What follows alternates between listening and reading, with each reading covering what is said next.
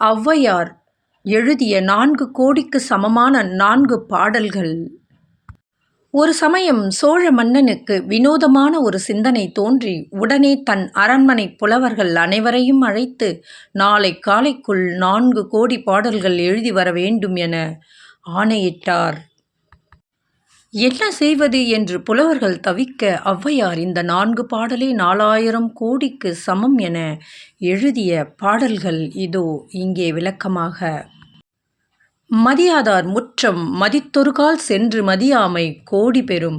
நல்ல பண்புகளை கைக்கொள்ளாமல் வாழ்பவர் வீட்டிற்குச் செல்லாதிருப்பது கோடி பொன்னுக்கு சமம், அல்லது மதிக்காதவர் வீட்டுக்குச் செல்லாமல் இருப்பது எனவும் பொருள் கொள்ளலாம். உண்ணீர் உண்ணீர் என்று உபசரியார் தம் மனையில் உண்ணாமை கோடி பெறும். உணவை அருந்த அன்புடன் அழைக்காமல் வெறும் வாய்ச்சொல்லில் அழைப்போர் வீடுகளில் சாப்பிடாமல் இருப்பது கோடி பொன்னுக்குச் சமம்.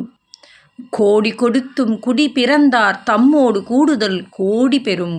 கோடி பொன்னை கொடுத்தாவது நல்ல குடும்பத்தில் பிறந்தவர்களிடம் சேர்ந்து வாழ்வது கோடி பொன்னுக்கு ஒப்பாகும். கோடான கோடி கொடுப்பினும் தன்னுடைய கோடாமை கோடி பெறும்.